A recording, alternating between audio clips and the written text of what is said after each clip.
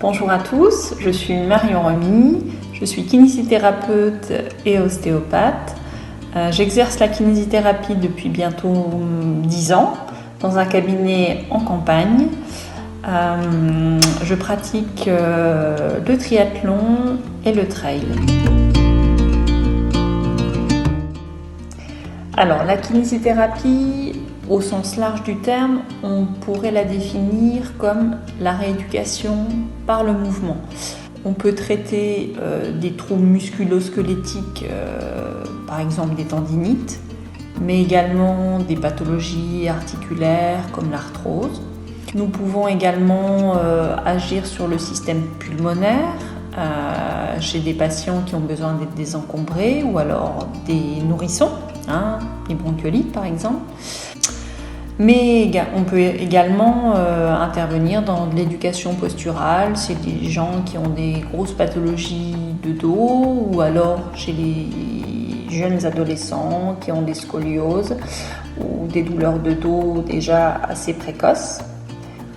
Donc finalement, le kinésithérapeute est un professionnel de santé rééducateur qui considère en fait que le mouvement, c'est la vie. C'est important vraiment de toujours garder une fonctionnalité, une autonomie, un mouvement dans la vie quotidienne. Le kinésithérapeute va en fait avoir un rôle thérapeutique puisqu'on traite, on soigne, mais également un rôle prophylaxique puisqu'en fait nous allons également prodiguer les bons conseils pour un mieux être et pour un mieux vivre. Alors effectivement, on le sait, le confinement possède un impact d'autant sur le plan psychologique que physique. Et effectivement, je l'ai vite ressenti. En fait, à partir du lundi 16 mars, notre ordre des kinésithérapeutes nous a demandé à ce qu'on ferme nos cabinets, pour protéger notre patientèle et se protéger également soi-même et nos proches. Donc les journées ont été quand même très longues. C'est vrai qu'on a tendance en période de confinement quand même à limiter quand même ses déplacements dans la maison. On reste quand même longtemps assis devant une série, un film ou devant un bon bouquin. Donc c'est vrai qu'on a tendance quand même vite à s'ankyloser. Donc c'était quand même important de garder quand même une certaine activité motrice et sportive en respectant les règles de confinement. Et l'activité à l'extérieur également au vu de cette température douce et de ce soleil si lumineux, avoir envie d'aller chausser les chaussures de course à pied, d'aller dans la forêt ou alors monter sur le vélo, c'était pas forcément si simple que ça. Mais on a réussi à trouver d'autres alternatives et on va reprendre l'activité professionnelle, donc ça c'est vraiment vraiment chouette, on a hâte. Alors oui, effectivement, on reçoit dans notre cabinet beaucoup de patients qui souffrent de mal de dos aigu ou chronique, c'est-à-dire qui s'est installé, donc des maux de dos qui se sont installés depuis grand nombre d'années. On peut donc finalement dire que le mal de dos, c'est la maladie du siècle. Alors quelles sont les causes du mal de dos ? En premier, j'aurais tendance à dire l'arthrose. Donc en fait, l'arthrose, c'est une dégénérescence du cartilage qui est en fait liée au vieillissement. Ça, on y est tous sujets.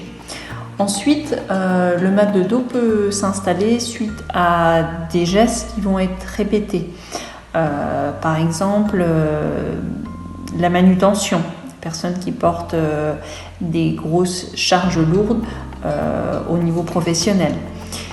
Mais également la personne qui est sur un chantier et qui subit toutes les journées des vibrations dans la pelleteuse ou du marteau-piqueur. Tout ça, ça peut également occasionner un mal de dos, voilà, qui se met en place petit à petit et qui ensuite va être présent quasi quotidiennement, quoi. On peut également retrouver la mauvaise posture au travail. Par exemple, la personne qui est par exemple assise très longtemps devant son écran d'ordinateur. Tout ça, ça peut occasionner un mal de dos, type par exemple des cervicalgies.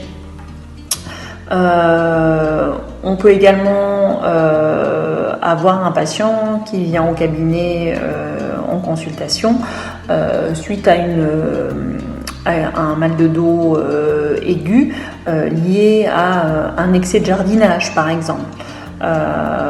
Ça peut être une cause également. Et on retrouve également la cause de la surcharge pondérale. Effectivement, les personnes qui sont un peu plus bien portantes vont être un petit peu plus sujettes à avoir des lombalgies aiguës ou chroniques qui s'installent progressivement.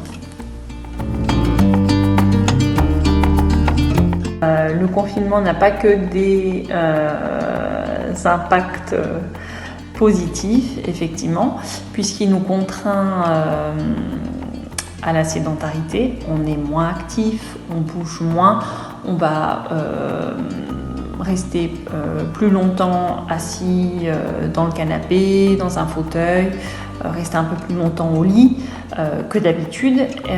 Et ça, c'est pas forcément très bon. Ça peut aggraver le mal de dos qui est déjà existant.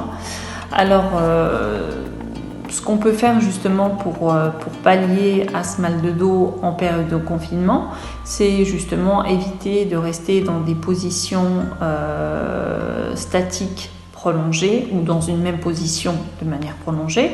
Donc, favoriser quand même les déplacements dans son habitat. Si vous avez des escaliers, essayez un petit peu de faire aussi quelques montées et descentes d'escalier. On a l'autorisation de sortir quand même 1 heure par jour pour faire de la balade, donc la marche c'est également préconisé. Ça c'est très très bon, et en plus faire le plein de soleil pendant une petite heure, ça rechargera également les batteries, ça va redonner aussi le moral. On peut également, pour ceux qui en ont, faire du vélo d'appartement, mais également de la gymnastique d'assouplissement. Il y a des tutos qui sont super bien faits sur internet. Donc c'est vrai que l'exercice physique quotidien, c'est vraiment important pour prévenir et pallier au mal de dos. L'ordre des kinés nous a autorisé à mettre en place de la téléconsultation, c'est-à-dire que on peut faire une vidéoconférence avec le patient afin de faire une petite gymnastique en face à face.